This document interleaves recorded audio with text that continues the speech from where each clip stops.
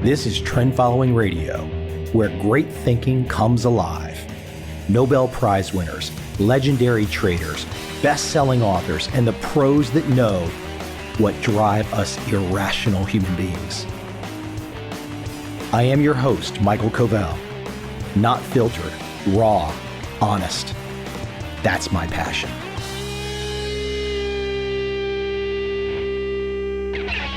My guest today is Colin O'Brady. He is a professional endurance athlete, pretty good motivational speaker as well, and quite the adventurer. You name it, he's done it. Triathlons, a sled across Antarctica, climbing Everest. Wow. I mean, it just makes me think I've done nothing when I look at his physical feats. And on top of all that, a severe injury to overcome. I don't think most of us would have been able to get to the physical places that he went to.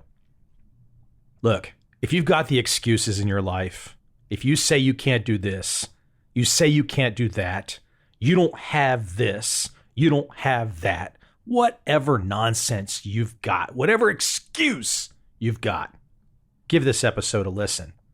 Because if you still have excuses after listening to Colin, maybe it's time to go get a government job at the DMV and just check in for retirement. Without any further delay, let's jump right into my conversation with Colin O'Brady.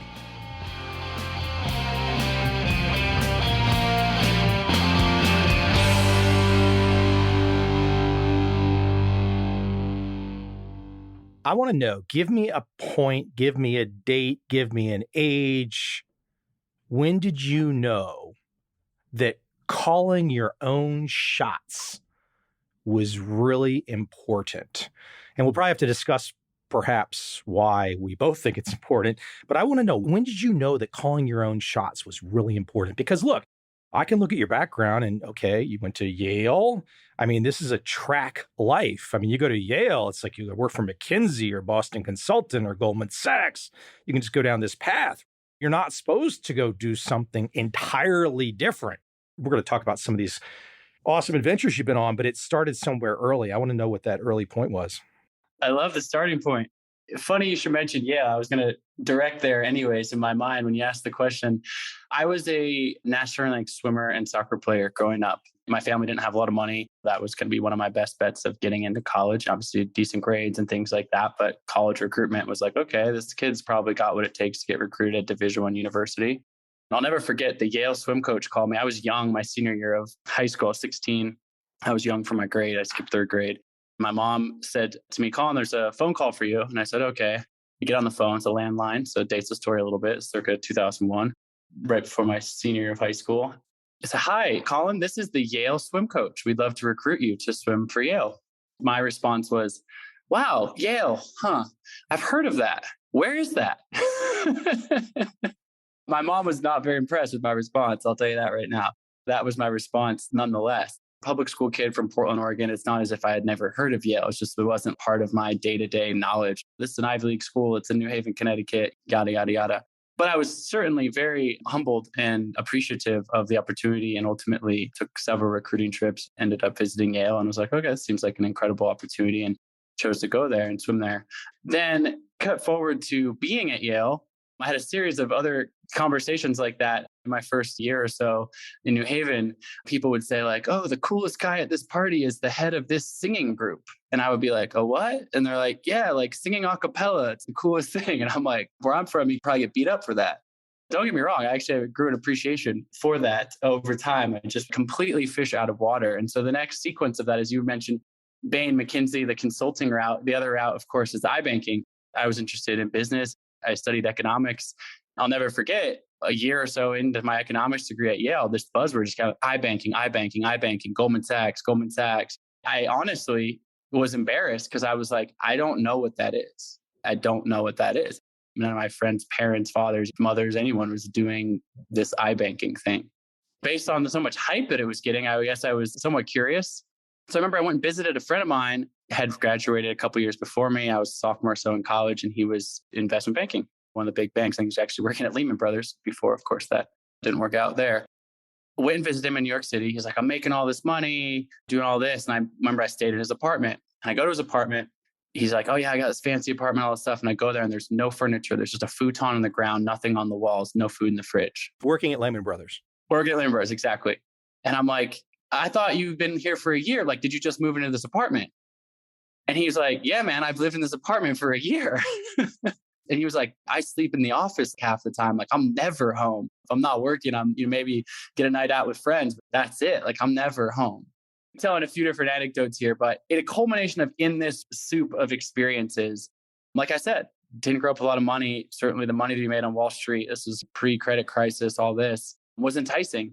But there was something intuitive inside me that said, maybe I'll do that. And ultimately in my career, I did spend a little bit of time as a commodities trader later on in my life for a little bit. But my initial instinct, which was met with a lot of criticism, was everyone's like, senior year of college, so what job are you going to get? And I said, actually going to travel for a year. And people were like, what do you mean? You didn't go to the job fair, you didn't get the internship, the consulting job, the elite law school, the iBanking. Like, this is the path. This is the paved path for us. We're going to be successful people. And I was like, I've been painting houses every summer to save up so I could have a one-way plane ticket to go explore the world, which is, again, sorry for the super long answer to start this podcast, but that was the moment for me. That was a divergent path. I went and got a one-way plane ticket, ended up in Fiji on a free layover. My super cheap travel student fare laid me a free layover in Fiji, 2007. And that's actually where I met my wife. So I guess that worked out right there. We've been 15 years together now at this point. And then I went and hitchhiked around New Zealand, slept on people's couches, living room, slept in park benches, surfed around Australia, and then ultimately ended up in Thailand, where basically this terrible disaster in my life happened where I severely burned myself in a fire and thought I would never walk again, Norman, which is a whole other story. Let me pin you on an age. What age would you have been when you went off on this first adventure? I was 21, 22. Yeah, just out of college. I got to say, I'm jealous because it wasn't till my early 30s that I quote, well, no, I guess I was in my mid 20s. I lived in London for 6 months, but in my early 30s, I finally had a chance to go to Asia and start to really feel that like, oh, wow, there's something different going on over here. But I too never went down the path of accepting the corporate job. And I think that was what I was sort of thinking of. And I was guessing with your background that you must have had the corporate offers coming at you, the corporate recruitment. You and I know this. So many people can't say no to the golden handcuffs because the golden handcuffs look so good. There's so much propaganda behind the golden handcuffs. And I just don't think if you're a young person, you're rare in the sense that you turned it down. So many young people, if they're faced with, hey, I've got this offer from Goldman Sachs, and then you look ahead and say, I'll be retired by 50 or 60 or something or whatever. It's a really interesting bargain that people might not be able to assess too correctly at a young age. I applaud you for taking off and going at an early age. It's interesting too, because in that phase of my life, I felt strongly about my opinions. And then so many people criticized me that my pushback was, no, you guys are idiots for taking this corporate job or whatever. I think I've softened on that a little bit, which is in general, I mean, I wouldn't trade my path for anything. I've done very well for myself financially in the end. And I've also had a whole bunch of amazing life experiences that I wouldn't trade for anything.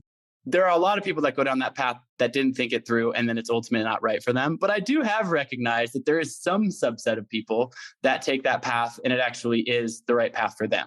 That's like the politically correct answer. I'm not saying that to like say the right thing on your podcast. I'm saying that what's been interesting, actual personal evolution for me, because I was like, you guys have it so wrong. You all have this wrong. I was like adamant, like you have this wrong. And I still fundamentally believe that for a lot of people, mostly the people who didn't take the time to ask themselves the question of what they want. One question that I frame a lot, I do a lot of public speaking, and in the first chapter of my newest book, The 12-Hour Walk, I asked this question, which is, what's your Everest? I always dreamed of climbing Everest when I was a kid.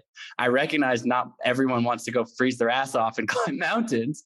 Let me start by saying, you wanted to climb Everest since you were a kid. Okay, growing up in Oregon, it's going to be a slightly different perspective than me growing up in suburban Virginia outside DC. So you at least got the sense of the outdoors and probably the mountains and stuff. But when did you first want to climb Everest? Give me an age. If I had to pin it, so I grew up in Portland inside of Mount Hood, the tallest mountain in Oregon, beautiful volcano if you've never been there, but you can see it from the city of Portland, snow-capped peak, it's 11,000 feet. But it's a really beautiful, picturesque, iconic volcano-shaped mountain, triangular-shaped volcano. I learned how to climb. My dad was an Eagle Scout. Like I said, we didn't have a ton of money when I was a kid. My dad would always say, like, the outdoors are free. Let's go drive to a trailhead, go for a hike, a walk. He wasn't like a big technical mountaineer, but he really inspired me to love the outdoors. A young age. Yeah. A young age. But if I had to pick an actual date, I would say somewhere around 96, 97. So I was born in 85. So 11, 12, 13 years old. Strangely enough, that's when the John Krakauer book Into Thin Air came out, which a lot of people have read or aware of, but for those who aren't, it's a very famous memoir about climbing Everest. It's ultimately about a disaster where 8 people die climbing Everest. It was actually to vilify the commercialization of Everest and this terrible accident that happened based on some really bad mistakes, whatever. I have heard Krakauer interviewed about it decades since. He says, I never expected the effect this would have, the same effect that happened to me, which is intrigue. Oh, well, I don't want to die up there, but there's something interesting about climbing this mountain. Roll forward. How old were you when you climbed Everest? I've summited Everest twice now. The first time was in 2016. So I was 31, just turned 31. And then I climbed it last year in 2021 with my wife, actually, who was not her childhood dream to climb Everest. That's a whole other story. But we did manage to summit together, which was an incredible life experience to share. Do you think this was a lifetime of attitude and some training, or very specifically when you were going to climb Everest, what was the sum total of training that was going into it?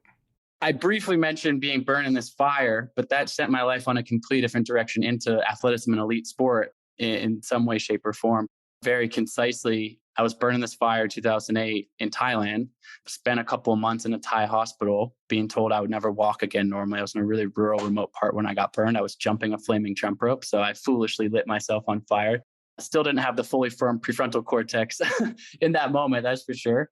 The doctor said, you're burned so bad, you'll probably never walk again normally. And my mother, she came to Thailand and sat by my bedside with me. And my mother's a hugely important influence in my life, all the way back to childhood, what we were talking about. She wouldn't let me go down this negative path. I was just going to this darkest place in my mind, limiting beliefs like I'm never going to be the same. This is horrible. I screwed up my whole life. Just the negative downward spiral of this. And my mom was like, yes, this is terrible. I'm not going to sugarcoat it. This is horrible. I'm afraid too. But let's talk about something positive. Let's talk about what you want to do when you get out of here. She kind of forced me to do this visualization. And I closed my eyes in this Thai hospital. And I opened them. I said, this is going to sound ridiculous, so we can move on. But I just pictured myself crossing the finish line of a triathlon. She goes, great. Sounds like that's what you want to do. And I was like, yeah. She could have easily been like, yeah, well, look at your legs. I mean, triathlon, come on, let's be honest. It's not going to work out too well. She was like, no, in fact, you should start training for it right now. And she calls over to the Thai doctor. She says, hey, doc, my son's training for a triathlon. I've got this ridiculous picture of me, bandaged from the waist down, being told I would never walk. I was in a wheelchair after this. I was flown home, carried on and off the plane. There's a picture of me in the Thai hospital lifting weights and my mom going, my son's training for a triathlon right now. That's something I'd never done before. I'm curious because at this moment, the injuries specifically, I'm assuming, okay, a flaming jump rope, I'm assuming you had very severe, if not third-degree burns, feet, lower legs, knees. I mean, what were we looking at?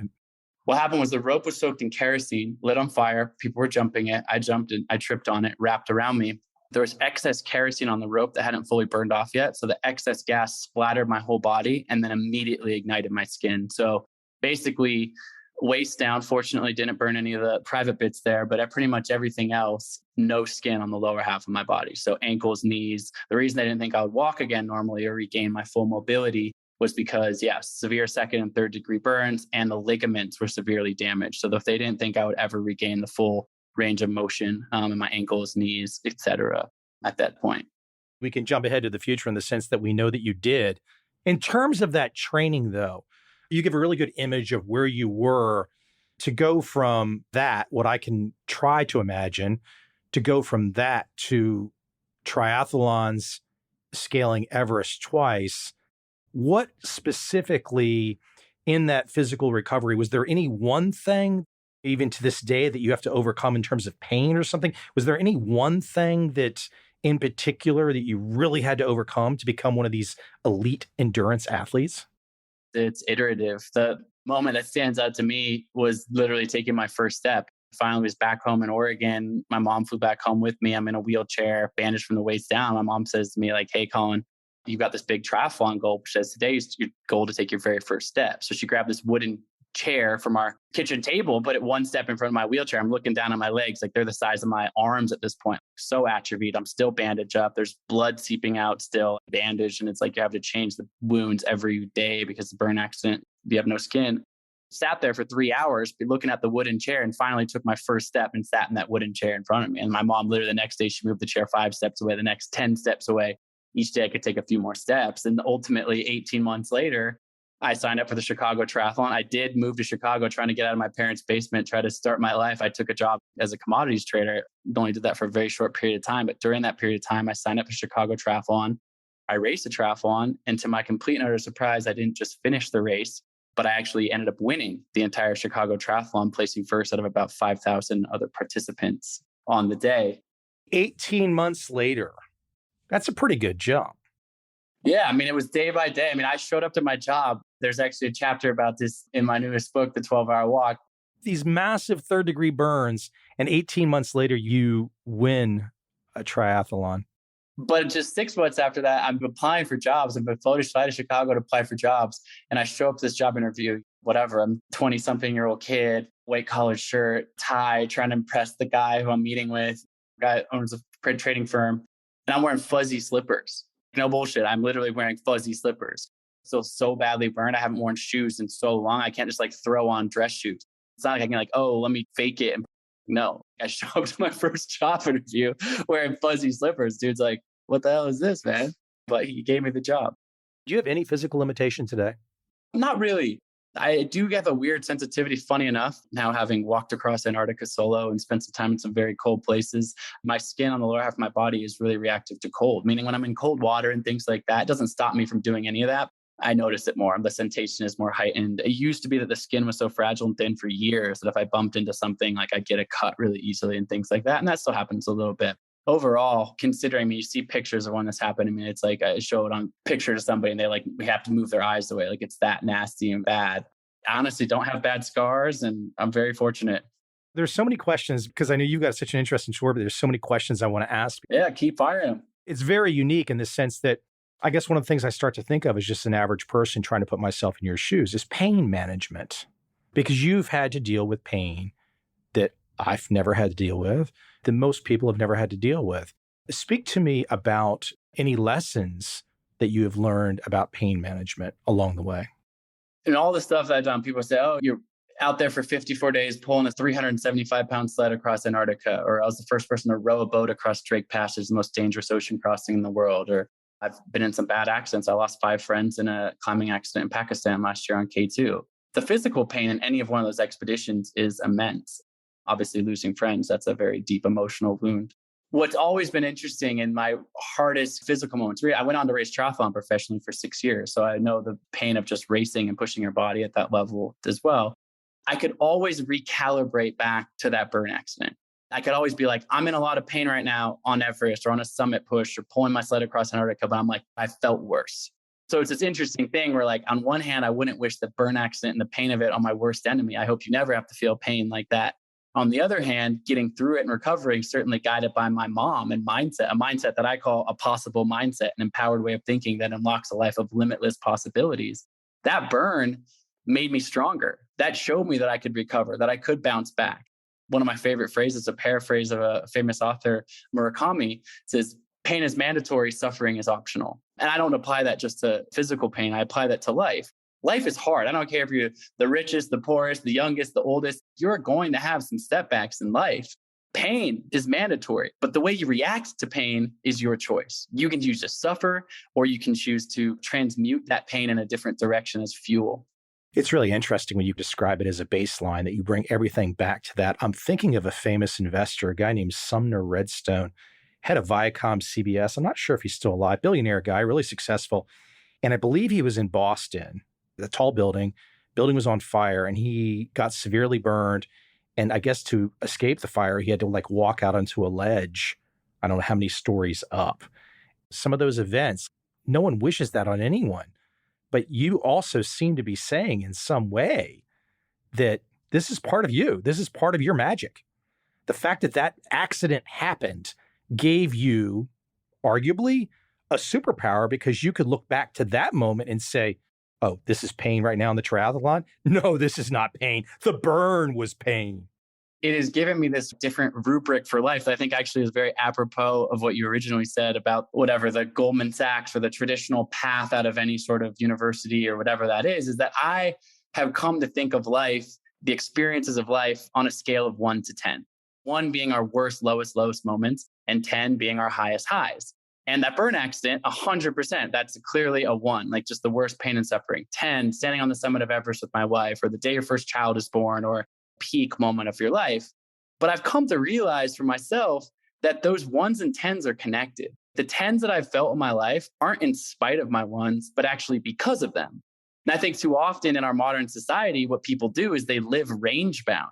They live in what I call the zone of comfortable complacency from 4 to 6. It's good to be there some of the time, but if you live your whole life in the 4 to 6 range and this comfortable complacency, you go to a job, it pays the bills, it's fine. You don't love it, you don't hate it, it's like, eh. Or you're in a relationship with somebody for a long time, like it's not toxic, it's not abusive, it's not horrible. Yeah, we cohabitate, it's fine, 5. A life made up of 5s to me is the worst kind of life. People say, Colin, are you afraid to die? And I'm like, absolutely, I'm afraid to die. I'm not trying to die. I don't have a death wish. But what I'm mostly afraid of is not living.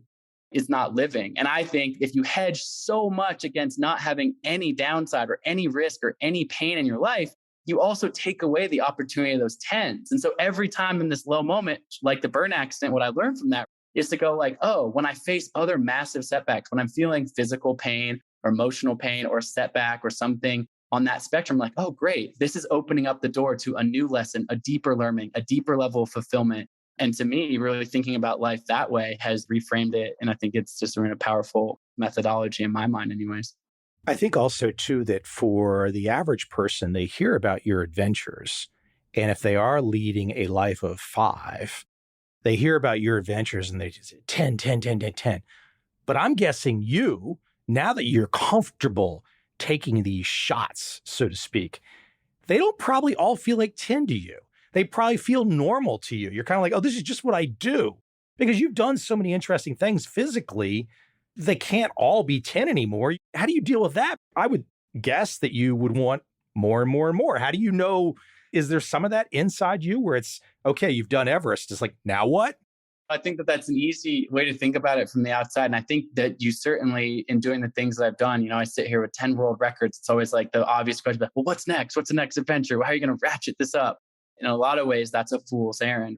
That's the guy who starts a company and it's like, one day I'm going to sell this and sells it for $1 million. He's like, well, $1 million isn't a lot. I need to start another company and sell it for 10. You get to 10 and sell it for 100. You get to 100. And it's just this constant, whatever that is. I can make that analogous in many different ways, not just business or athletics. This constant more. I don't think a life of fulfillment really looks like that. The reason I like adventures is because I like a breadth of life experiences, but they don't all have to be adventures. What's your Everest? Like for me, that question was Everest. But after climbing Everest, I realized, well, shit, I better ask myself that question again. What's my next Everest? That pointed me in the direction of other adventures and expeditions. And I definitely will do many more in my life because I personally enjoy that. My newest book, The 12-Hour Walk, it says, I've asked you all this question. Well, now I'm going to answer it. My next Everest is to inspire 10 million people to take the 12-hour walk. So right now, like having this conversation with you, like I'm fired up about this. This is a unique and interesting experience. Yeah, I wrote a second book. My first one's a New York Times bestseller. Hopefully this one's successful, but that's not how I'm defining success with this. I've created a thing that's an invitation that's free for anyone to participate in that I think will fundamentally shift people's life. And I just want to spread that around the world. It's a free prescription that I think if you invest one day, conquer your mind, and you will unlock your best life. So says the subtitle. That's my next Everest. To me, it's not always the physical. It's all of the different elements of life. I approach my personal life that way, starting a family, different things in my life. There's all different buckets to experience the 10s and the full tapestry of life experiences. Let me quote from you for a second. You say this, your internal monologue goes something like this, quote, I'm not living my best life because I don't have enough time. I don't have enough money. I don't have the right friends. I don't know what to do. I'm afraid of failing. I hate being uncomfortable. I'm a self-made entrepreneur. I don't have a boss. I haven't had one since my 20s. Even if I had one in my 20s, it's probably for 6 months. I relate to those questions in the way you set that out because I feel like so many times in my life, I'm speaking with people and they want to maybe take some inspiration from this unusual path that I've gone on. It's so difficult to share because when you start to share with people, I'm sure you can read people pretty well. You can read these issues that I just read. You can read these on people's faces probably pretty quickly. It's really tough, though, because people hold on to these things. They don't want to let go. Even if you are giving them a path that can give them so much more opportunity, the propaganda of life has kept us back to the beginning of the conversation. Hey, why did you not take the Goldman Sachs job? It's really difficult to break this apart to people. I mean, that's what you're doing in your work, but I assume this has been motivating to you for so long because you're going down this path and then other people approach you and they want to learn something and maybe you start to share with them and then maybe you can see the wall.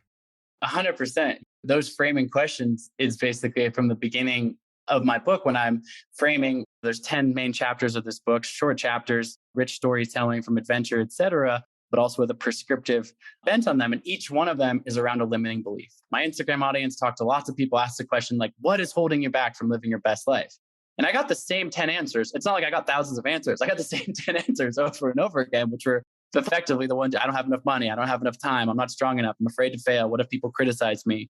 I started again in sharing my stories. People, whether it's on a stage or in other book I've written or whatever, people come up to me like, wow, that's so inspiring. But I could never do that. That's not my life. That's not for you. They start telling me their reason for not doing what I'm doing.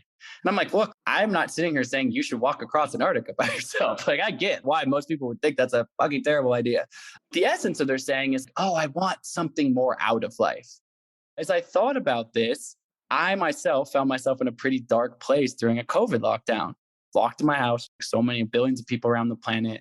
Everything I had was canceled. And don't get me wrong, I had it better than people that were actually sick with COVID in that moment or dying or these types of things. But, locked there in my own thoughts, essentially, in the Oregon coast with my wife and my dog in a small little cabin. And at one point, I hadn't gone out of my pajamas for a few days. My wife was like, what's going on? I'm like, I'm just lost, not feeling good, stuck. She's like, when's the last time you felt like great in your body? And I said, I know this is weird, but the last time I felt like so tapped in and meditative bliss and flow, fully fulfilled, was a couple of years ago when I was walking across Antarctica solo. Even though my body was broken down, even though I ran out of food almost, even though all these bad things happening, I was walking 12-hour days in stillness and silence and had this meditation basically going. I said, this might sound ridiculous, but tomorrow, one of the few things you can do during a COVID lockdown is go for a walk by yourself. I say to my wife, I'm going to go for a walk tomorrow all day. Don't worry about me. I'll be back at sundown. She's like, all right. So I walk out the door the next morning, 20 minutes in, my phone buzzes in my pocket. I instinctively reach for it, like, who's texting me, whatever, going to text them back. And I'm like, wait a second. I've been sitting in my house, staring at my social media, texting my friends, FaceTiming my mom because, everyone's freaked out about COVID, doom scrolling the news. Like, I don't need my phone right now. Put my phone in airplane mode. I end up walking by myself, no music, no podcast, no external inputs for 12 hours that day, and find this deep meditative bliss again inside my body. And I walk back into my house, my wife, before she even say anything, she's like, wow, you seem like there's been a shift. How you feeling? I said, I feel amazing, better than I felt in a really long time. And I thought, whatever. I'm the guy who walked across Antarctica, pulled a sled 12 hours a day. Great. I'm sure that this was great for me. But other people, of course, in my life were struggling in this moment of COVID. Other people are down. I'm stuck. I'm not feeling good. I'm this. And I start suggesting this to people like, hey, this might sound ridiculous, but I did this thing. I put my phone in airplane mode, went for a walk by myself for 12 hours. People started taking me up on it. Every single person kept coming back. Oh my God, I feel better than I felt for years. I feel amazing. I have so much clarity on my life, milling over this big decision in my life. And now I know the answer. I needed this time by myself. Thank you. And that wasn't just people like me who are fit athletes or whatever. My 77-year-old mother-in-law did the 12-hour walk. Her version of that looked like walking one block around her block in her neighborhood, sitting on her front porch in silence for an hour, taking another walk around her block. She may have gone a mile. This doesn't matter if you go 1 mile or 50 miles. It doesn't matter how many breaks you take. And in concluding this thought was back to what you were saying before, is people saying to me, I don't have these limiting beliefs, or coming up to me and saying, or applying to you, saying, oh, you've lived this untraditional life. You're so amazing. I want to know more about how you did it. Here's all the reasons why I would never do that. The 12-hour walk, the book is entertaining. The book will fire you up. The book will help you get unstuck. Really, at its core, it's this call to action to say, I have a prescription for you that costs you nothing, that you can do out your front door, that will fundamentally shift your perspective and change your life and move it in the direction of you living your best life in just one day. Here's what it is. Go outside your house, put your phone on airplane mode, and walk for 12 hours in the stillness and silence of your mind. It might be scary at times. You might have some ones because you're bored or you've got this negative loop in your head. But as the 12 hours unfold, you get back to your front door. I have yet to meet a single person to do this who hasn't had a deep breakthrough of fulfillment, calm and peace and feeling of less stuck than when they were when they started the walk. I'm a huge walker. I walk all the time. There's probably people in Saigon where I am right now that have been recognizing the big white guy walking around Saigon for years now. The other day, I thought to myself, just to share with you, the other day I thought to myself, well, I want to do something different for a walk today. And I'm in the heart of Saigon, very urban, and across the river is kind of a little bit of a desolate area where they're building up a new urban area, like how they built up Shanghai. They've built a new bridge, so I walk across the bridge. It's not that far, a couple miles. And I walk over to this wooded area, and there's an unfinished highway, and I had to go down this trail, and I get on the other side of this unfinished highway. There's not a soul there. It's amazing because I can look back across the river. You can see all that urbanization, all those people. Here I am in this desolate area. It's completely quiet. So I'm literally only a kilometer away from life, but I have to swim across the river. I don't think I can swim across that particular river. Anyways, I'm on this walk, and all of a sudden I look up, and there's a herd of water buffalo looking at me. I've been talking like 20 of these things, like small hippos. I'm desperately trying to turn my phone on because I had dimmed it because the battery was going down. It was so bright out, so sunny and so hot, I couldn't see the screen to turn my phone on to shoot the water buffalo in the front with Saigon in the rear. And I'm just thinking, this was just a direct result of, I'm going to walk. I don't know where I'm going. I need to just get out and go.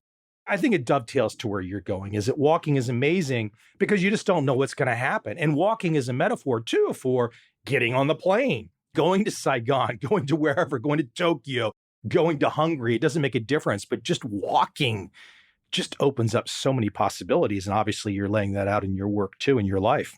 Yeah, absolutely. Not everyone's going to run into water buffalo, but I should say people say, oh, silence and solitude. Well, it must mean that you have to find some obscure nature trail somewhere to do this. And I don't live near that road. No, this is meant to be, if you're in New York City, walk out your apartment in Manhattan, like your silence and solitude just means yourself. You're not putting AirPods in and listening to something, playing music, distracting yourself. You be walking on the street. There's cars, there's pedestrians. Saigon, right? It might be water buffalo. That is still you, but it's about having you be in your own head, in your own thoughts in this moment. And then, that motion.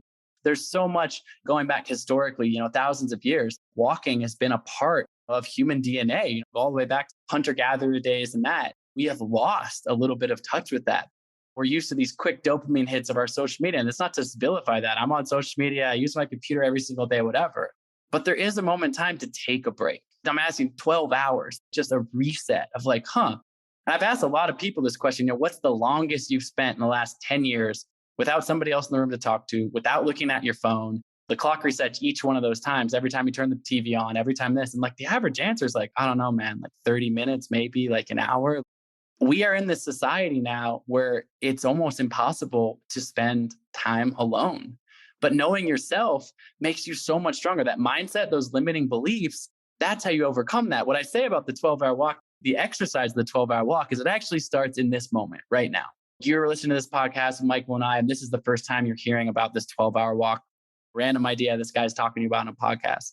And you have some reaction in your brain implicitly. You're either like, amazing idea, I'm doing that tomorrow. Or you're like, worst idea ever. That's the stupidest thing. That's horrible. Most people are somewhere in the middle. If you're in one of those extremes, great. I don't want to hang out with the stupid people that say it's a dumb idea.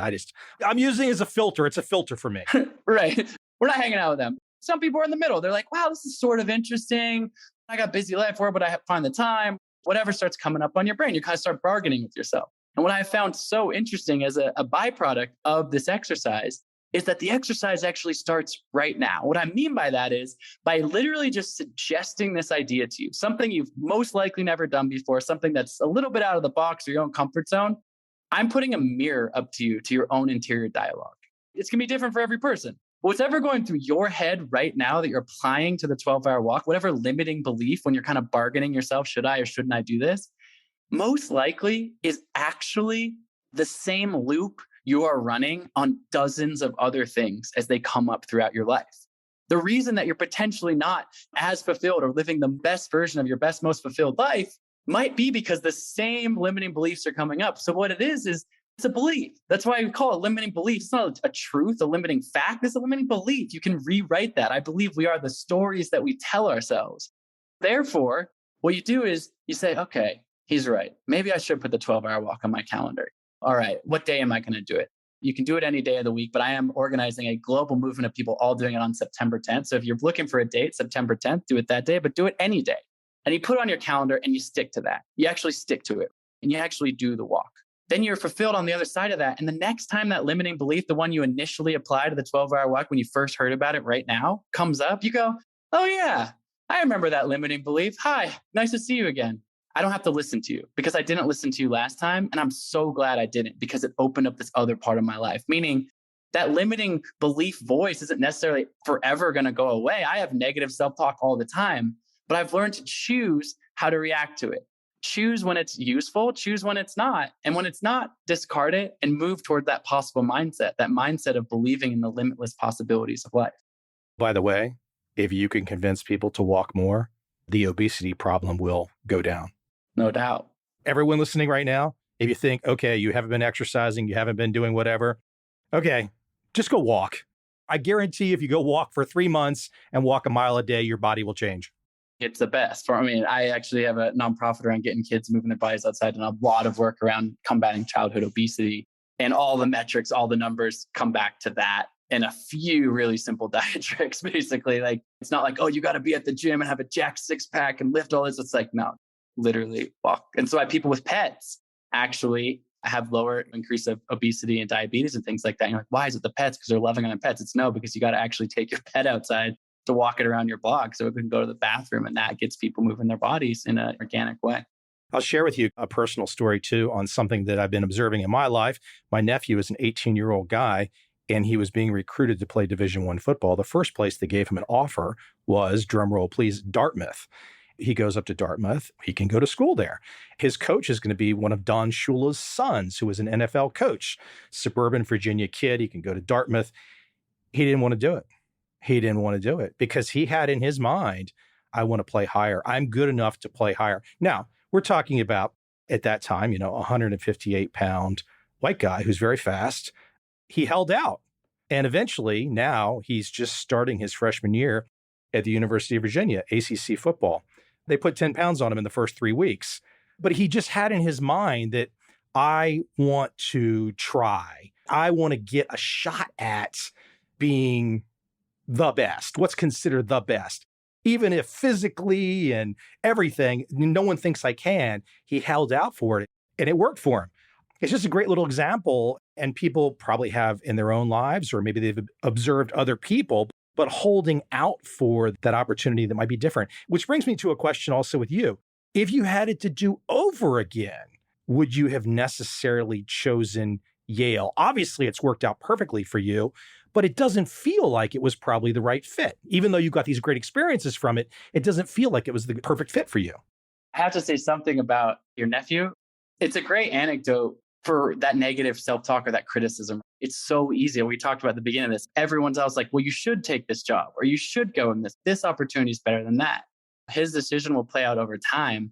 But I applaud him for listening to that voice inside of himself, because I'm sure there was a lot of other people saying not. And that ultimately is how you start living other people's lives, what you should do. And in this book, there's a moment where I have a conversation with my grandmother that I share in the book that's similar to this. Don't quit your job and race triathlon professionally. That's a terrible idea. You're going to make way less money. Your life's going to be sex secure. I was like, yeah, but I want to see how far I can push my body. Similar to your nephew that's like, I want to see if I can stack up against the ACC guys and not the lower tier of Ivy League football, whatever that is.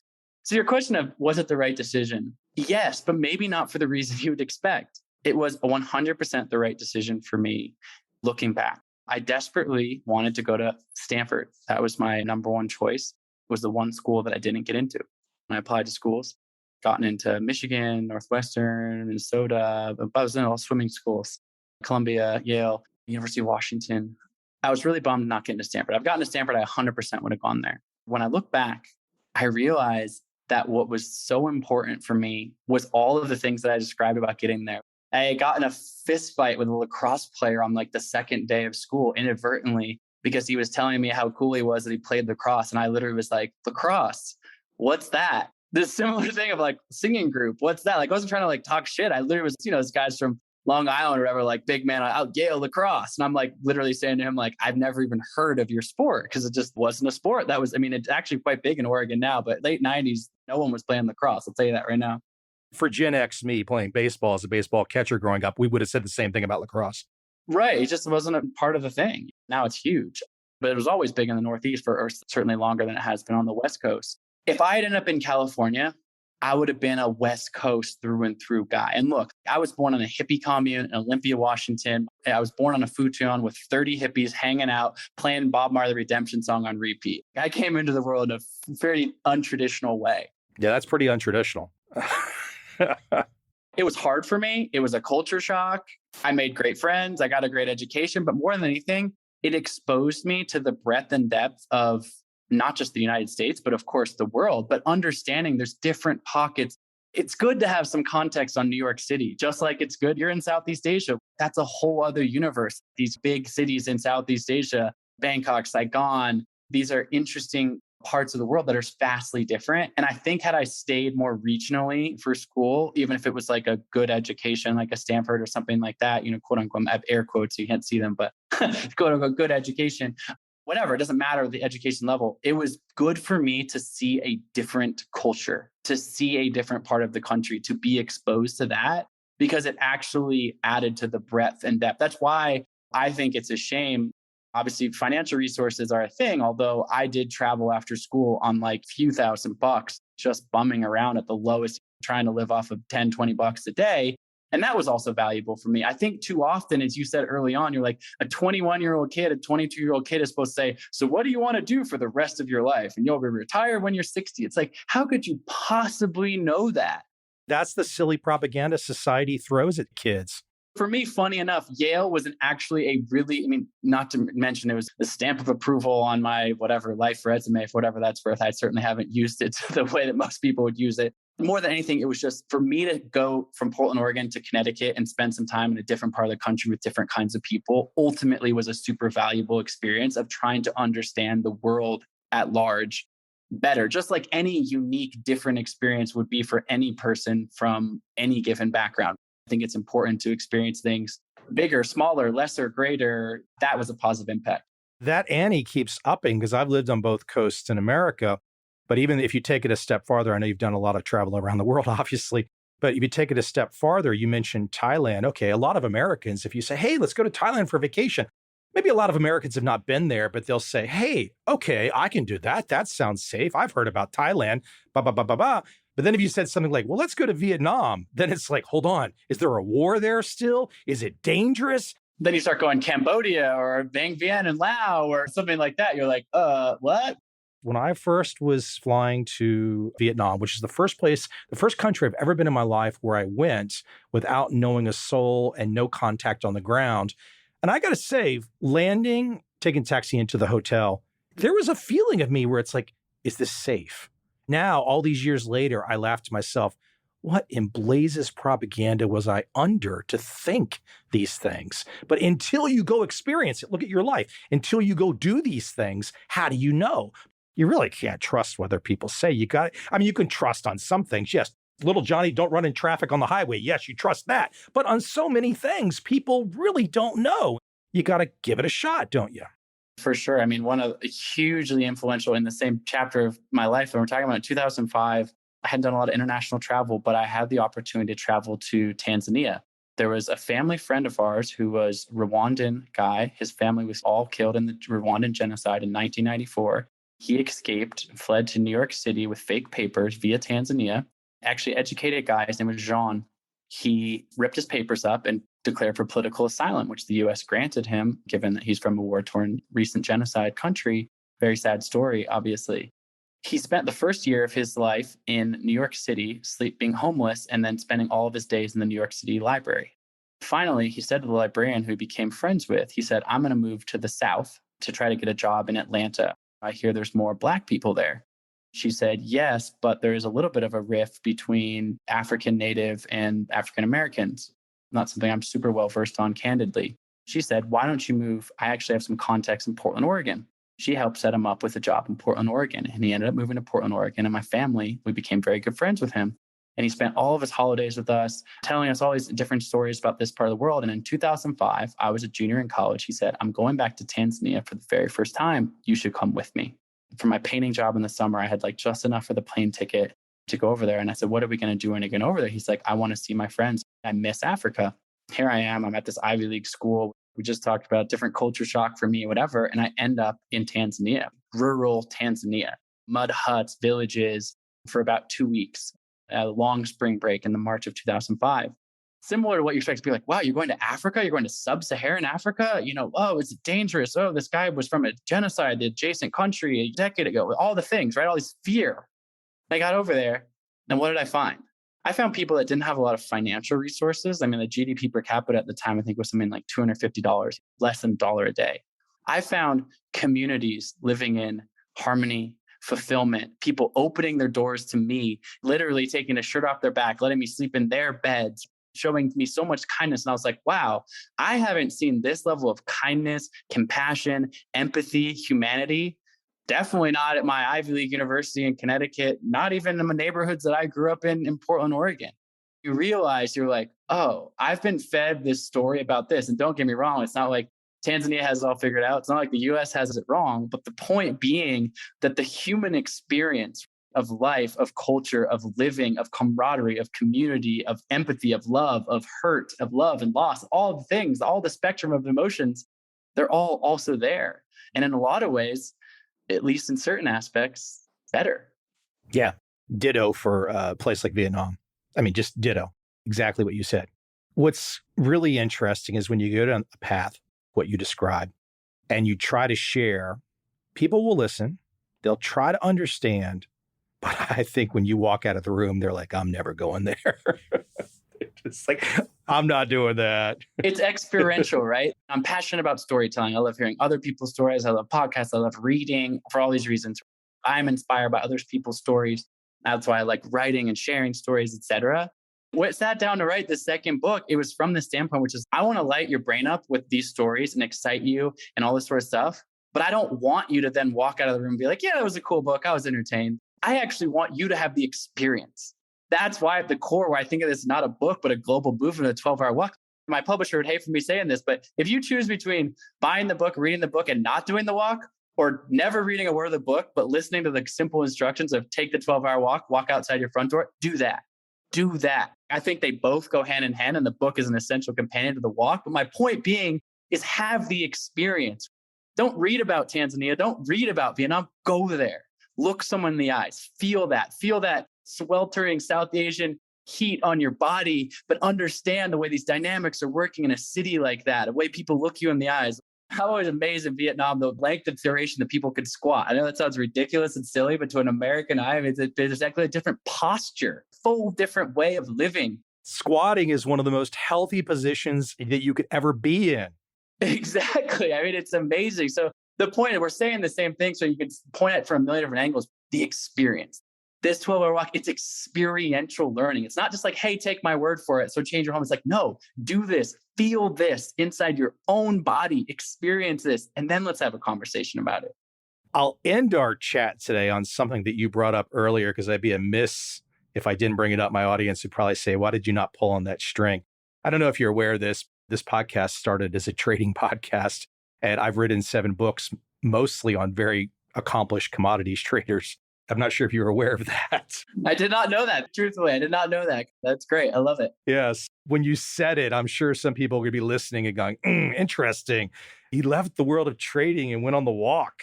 There's so many stories in your life, and we only just scratched the surface on some of them. I mean, gosh, I could probably sit here and have a 10-hour conversation with you on your Antarctica walk. I mean, my God, I mean, I just can't imagine all the prep that went into that and the experiences and everything. But people are going to have to jump into your life and kind of dig through and see what's going on. I mean, really cool stuff, Colin. I appreciate you coming on and sharing some insights. My pleasure. And yeah, my commodities trading, 2008, interesting time to get that first job and watch, really in the midst of that volatility and wildness. It was an interesting experience to have a front row seat to. 2008, and the beginning of, let's say, 2022. 2008 was one of the best years ever for a significant number of commodities traders. Yeah, the volatility. You're trading the up and you're trading the down. So you just want the stuff moving around. The people that put the right bets on were high on the hog. And I watched a lot of people's dreams get crushed too. It was like, whoa, this is an interesting world to walk right into. And this was also in the days, throw a little history in there. The pits were still open. The actual open outcry pits. It was just on the edge of that, going full digital, full electronic. We'd be calling down to the pits and executing trades that way. So it was an interesting nexus of history and change and evolution and volatility, no doubt, in 2008. Those huge pits at the Merck and the CBOT are just gone. Amazing. Amazing. Yep. The book, The 12-Hour Walk, Invest One Day, Conquer Your Mind, and Unlock Your Best Life. Colin, you are an inspiration.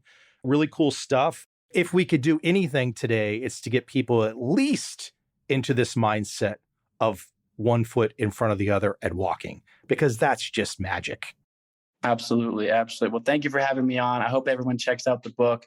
More information on the walk itself, 12hourwalk.com. It's all there. Actually built an app that helps you put your phone in airplane mode, but still gives you access to maps and tracks you. So if you can't live without your phone, you're going to get lost and run into wildebeest on the wrong side of the track. You have that with you for safety. But take the walk. It'll change your life in a positive way. Really excited. And like I said, my next Everest is to inspire 10 million people to take the walk. So thanks for spending the time with me today, Michael.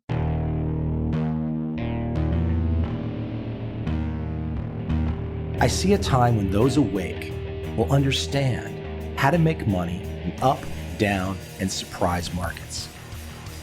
Whether new trader or experienced, college student or financial advisor, protecting against a crash or just trying to make a lot of money, trend following offers everyone an answer in uncertain times. To get started immediately, send me an email, michael@covel.com. I will send you the right trend following steps to take along with my free video. But if you want to buy and hold, trust the government and trust Wall Street, this is absolutely not for you.